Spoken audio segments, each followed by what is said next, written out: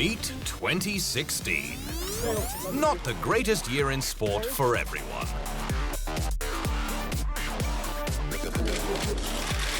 A year where some of the greatest took their final bow. Some of the biggest names bowed their heads in shame.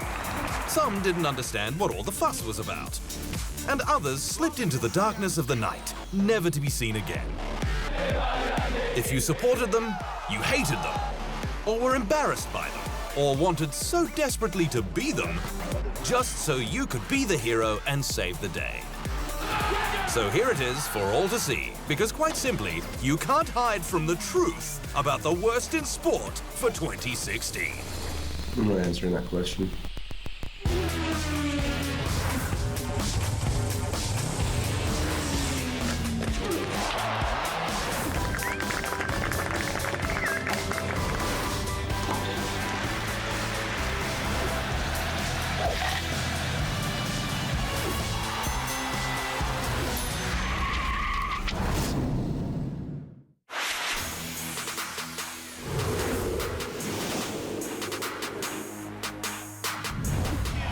Most people expected UFC featherweight champion Conor McGregor to smash Nate Diaz in their mixed martial arts UFC fight in Vegas in March.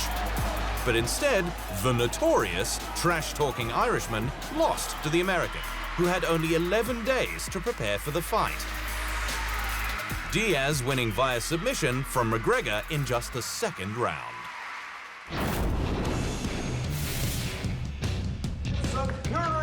World heavyweight boxing champion Tyson Fury was another big name that went up in flames in 2016. Winner of both the WBA and WBO world titles and holding no punches as to why he keeps fighting. It's only about money now.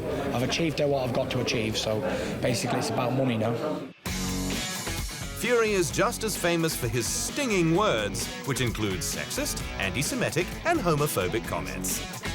The Manchester native sent the boxing world into a spin when he withdrew from his proposed world title rematch with Ukrainian Vladimir Klitschko, citing mental health issues.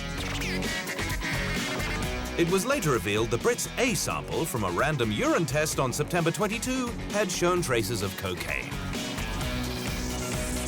Incredibly, a year earlier, Fury lashed out at the Klitschko camp for trying to cheat him of his title, including lacing his drinks with drugs. I had good information off of good resources, not to touch anything in the changing rooms, because they might try and drug you. And someone tried to pass me water from all sorts. And unless it was sealed, contained from my own baggage, because I had my friend Dave, he brought all the waters over and the drinks from England, there was no chance of me getting drugged. And after the fight, I went home dehydrated before I even touched anything, because I was so frightened of being drug tested. Another world heavyweight Tyson champion, who has admitted to just about everything bad he's ever done in his life, including enjoying a line of coke from time to time, didn't soften his punches when asked about plans to allow professional boxers to fight at the Rio Olympics. It's ridiculous, it's foolish, and some of the pro fighters are going to get beat by the amateurs. It's just going to happen. Up next, Olympic meltdowns and tennis tragics.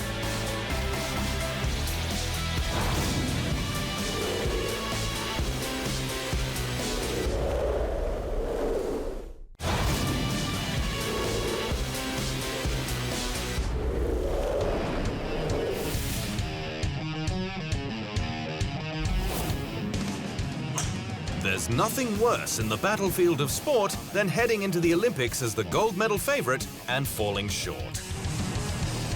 Well, perhaps failing to turn up at all, as the #1 golfer in the world leading into the Rio Games did in 2016. The sport was making its return to the Olympics for the first time in over a century, but Australian Jason Day and compatriot Adam Scott, as well as another numero uno in golf, Northern Irishman Rory McIlroy, and a host of the sport's biggest drawcards, Dustin Johnson, Vijay Singh, and Jordan Spieth, to name a few, were either too busy, too scared of mosquitoes, or simply couldn't be bothered adding an Olympic gold medal to their golfing glory box.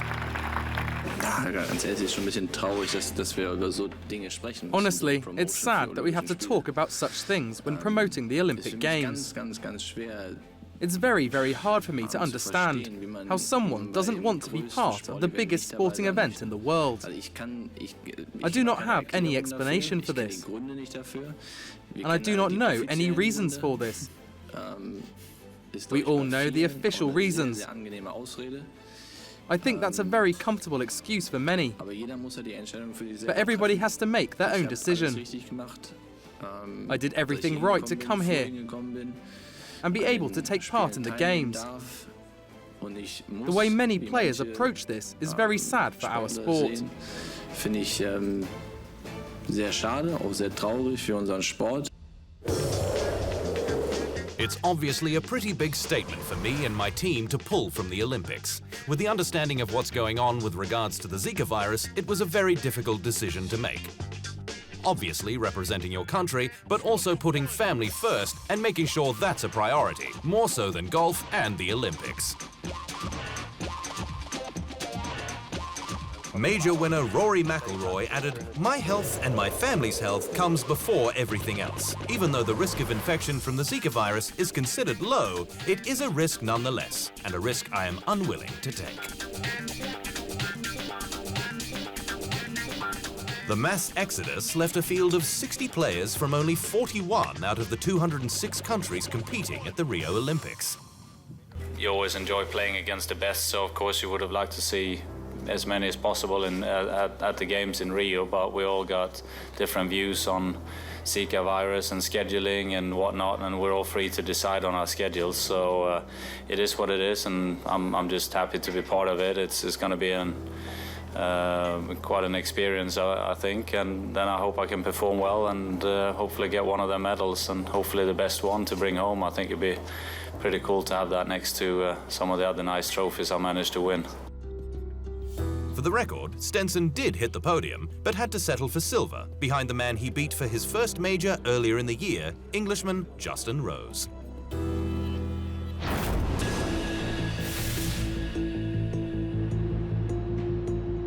Despite the Olympics being during the winter in Brazil, a time when mosquitoes aren't usually buzzing around, the Zika virus also had an effect on the crowds, with thousands of tickets unsold and the anticipated financial boost for a country in financial crisis just a dream.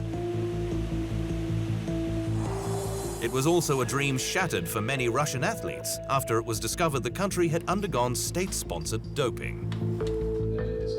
While the International Olympic Committee failed to make the hard call and ban the country altogether, it left the decision to each individual sporting confederation, which left 67 Russian athletes out in the cold and competing in their own version of the Olympics during the 16-day event, the Stars of 2016, held in Moscow.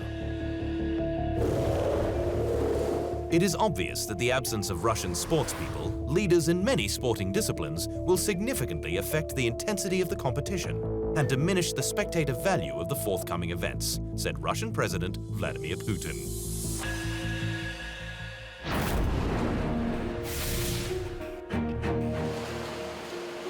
US swimmer Ryan Lochte had probably wished he had never gone to the Games after a night out partying turned into a major Olympic scandal, sending the Olympic gold medalist fleeing the country and sponsors fleeing any involvement with him after Lochte was charged by Rio police for filing a false police report in which he claimed he and 3 fellow US Olympic swimmers had been held at gunpoint in a taxi and robbed of $50 by security guards. The real story revealed they were drunk and had in fact caused damage to a soap dispenser and mirror inside a gas station restroom in Rio and fled the scene of the crime. We did have the one regretful incident with our swimmers. I think we've said enough about that. I think that we all understand that they let down our athletes, they let down Americans, and they really let down our hosts in Rio who did such a wonderful job, and we feel very badly about that. He wasn't the only American apologizing. Compatriot Hope Solo hit the headlines with the indomitable US women's soccer team, unbeaten in 4 out of 5 Olympic Games, lost to Sweden in a penalty shootout in their Olympic quarter-final. We lost to a bunch of cowards. The best team did not win today. I firmly believe that, said the goalie after the match. She later tried to water down her comments, but the damage had already been done. And Solo was slapped with a 6-month ban by US Soccer. I wasn't enraged, I wasn't emotional, I wasn't angry. I just had this conversation with all of the journalists in the room after the game.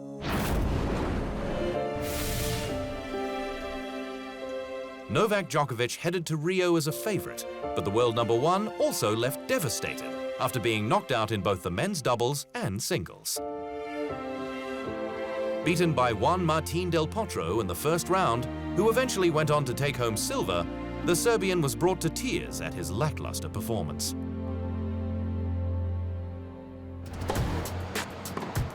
No watery eyes for Nick Kyrgios, but in a career studded with fines, bans and disputes, 2016 was also the year Kyrgios withdrew from Rio after a disagreement with the Australian Olympic Committee.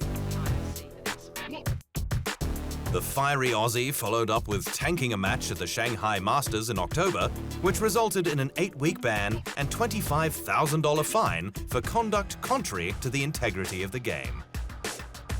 A contrite Kyrgios apologized and agreed to an ATP plan to consult a sports psychologist that would see his suspension reduced to 3 weeks.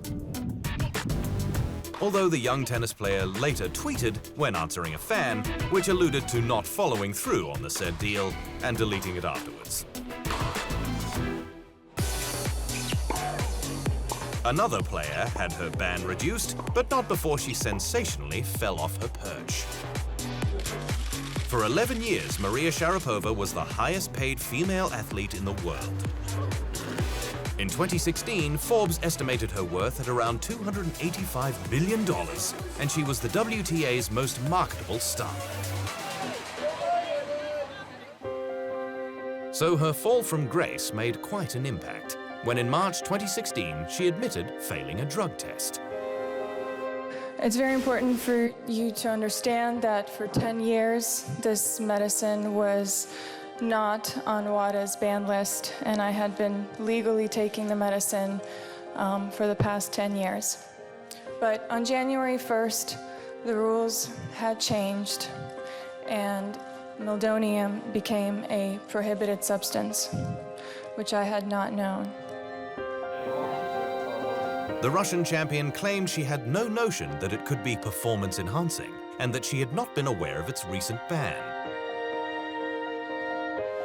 The admission and subsequent 2-year suspension from professional play sent tennis fans into a tailspin, and sponsors dropped the player like a bad serve. But Sharapova challenged her sentence and successfully had it reduced by 9 months. In the procedure between Maria Sharapova and the ITF, the International Tennis Federation, the Court of Arbitration for Sport has decided to reduce the period of suspension of Maria Sharapova from 2 years to 15 months, starting on 26 January 2016. Whether the Russian can reclaim her tarnished reputation and bounce back in 2017 remains to be seen.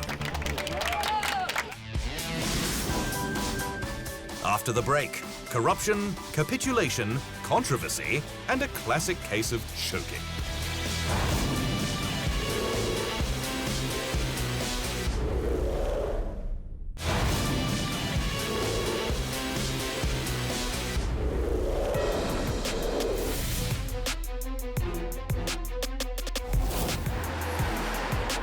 Could there be a bigger fall in sport than FIFA's corruption scandal of 2016, which saw the game and the man in charge of it during the time forever tarnished?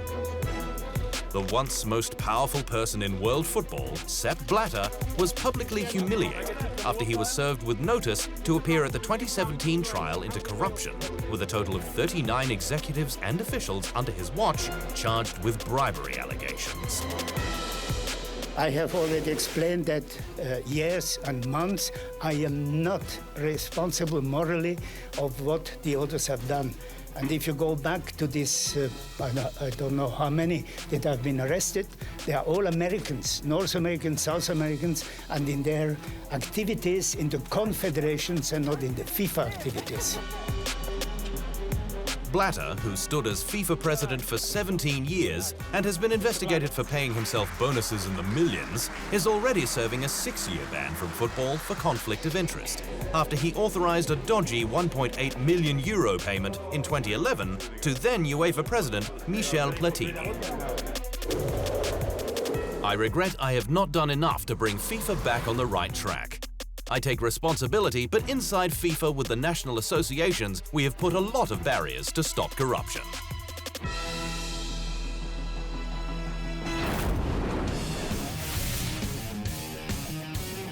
While Sepp Blatter had his fair share of problems to contend with, the entire England team was searching for answers after losing to football minnow Iceland 2-1 in the final 16 at the 2016 European Championship.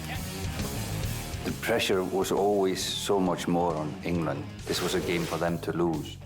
I think that has a big effect. It was they kind of mocked us a little bit before the game. But this was a game for us that we almost couldn't lose. The humiliating defeat prompted Roy Hodgson to resign as coach after 4 years at the helm. Sam Allardyce, who helped Sunderland avoid relegation in the Premier League in 2015, replaced him as England's manager and was forced to defend his new team being labelled one of the worst in the country's history. I wouldn't suggest it's rock bottom. I think it was disappointing, but I don't think it's rock bottom. What was rock bottom was that Allardyce lasted just 67 days at the helm after allegations of malpractice forced him to leave his dream post.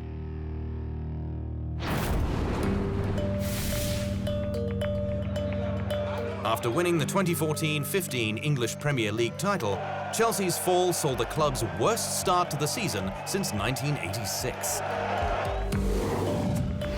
In fact, the Blues' performance was viewed as the worst ever EPL title defense, with just 12 wins and their 10th placing, the lowest finish of any Premier League champions, eclipsing Blackburn in 1996 and Manchester United in 2014, both clubs finishing 7th.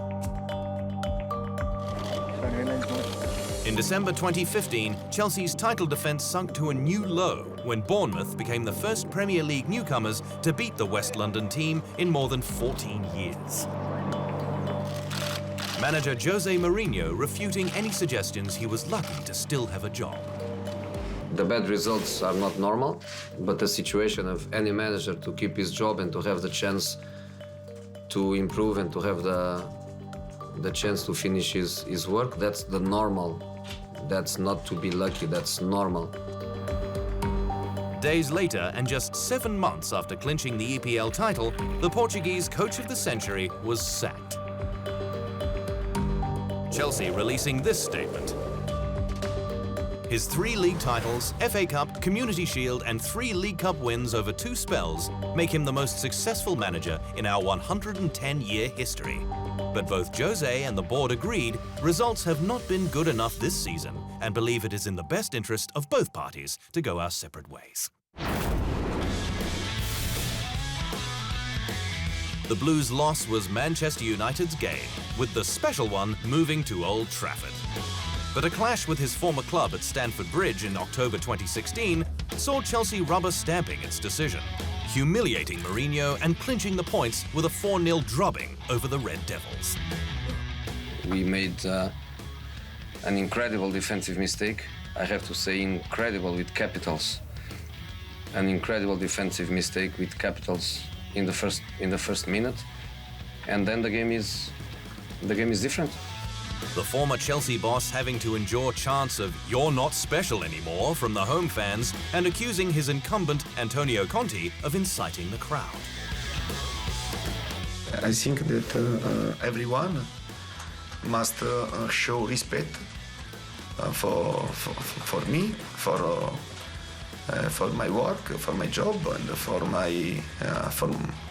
I think that in every game I show myself, not here or in one game.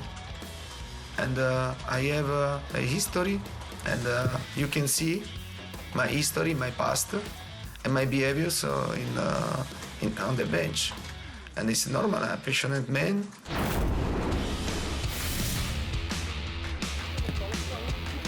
When your arrival at a club comes with a strict code of personal conduct, you know something isn't right.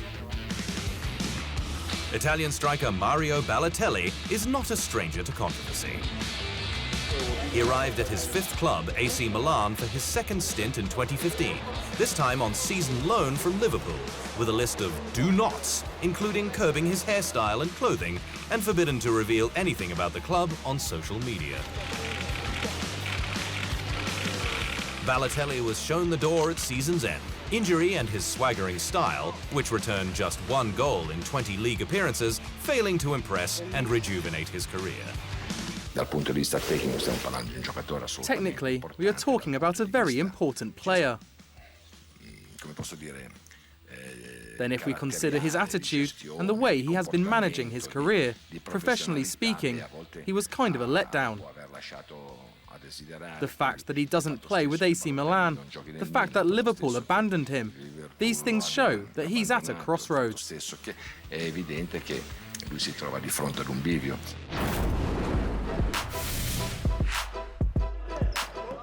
To the American National Basketball Association and the Philadelphia 76ers saw their mascot Franklin mimic their plummeting fortunes, all in the name of fundraising. We just repelled Franklin, who's the mascot of the Philadelphia 76ers, and he had a wild ride, and it was very awesome. But it wasn't fun for the players, coaches, administrators, and fans, as the franchise, in its 77th year in the NBA, broke the record for the longest losing streak in American professional sports history, with 27 straight losses over the 2015-16 season. Their first victory, a win over the LA Lakers. I think that we haven't blinked or reacted to the obvious place that we're all in.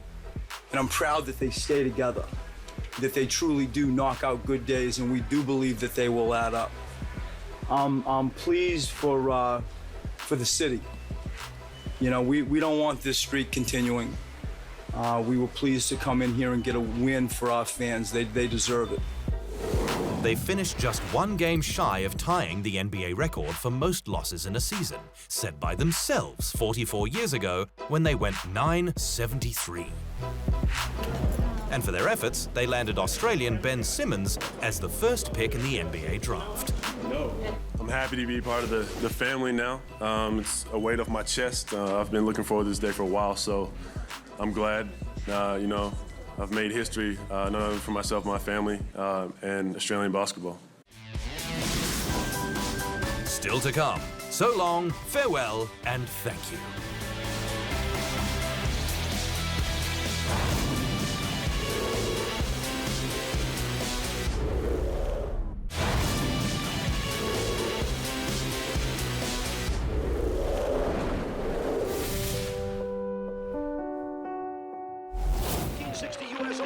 The world of golf and the world of sport farewelled one of the all-time greats.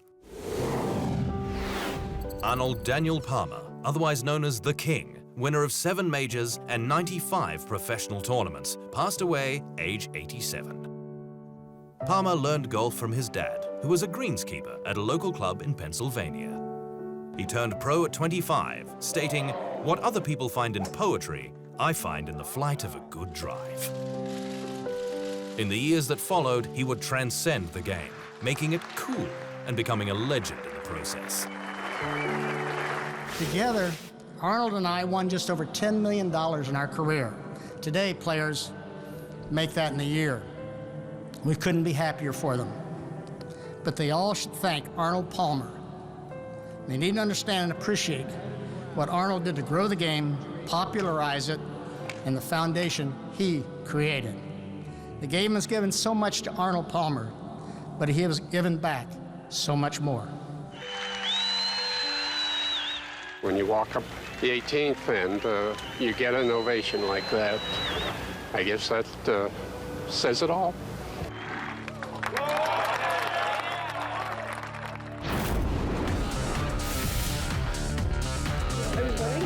And the game of basketball also lost one of its all-time greats in 2016. Kobe Bryant calling timeout on one of the most glittering careers ever in the history of the NBA. I've enjoyed winning to the tune of 5 championships and, you know, been very, very fortunate to have those. When most players, it's very difficult to get one. The shooting guard's achievements over his 20-year career, all with the Los Angeles Lakers, also included twice being named NBA Finals MVP, 18-time NBA All-Star, twice the NBA scoring champion, plus 2 Olympic gold medals. He's meant so much to the game. You know, growing up in the era that I did, you know, Kobe was that guy. And, you know, so to play in an All-Star game with him, I mean, that's special. For these teams, these players and their fans, most would have wished 2016 didn't happen. But the great thing about sport is that there's always another champion and there's always next year. And that is the truth.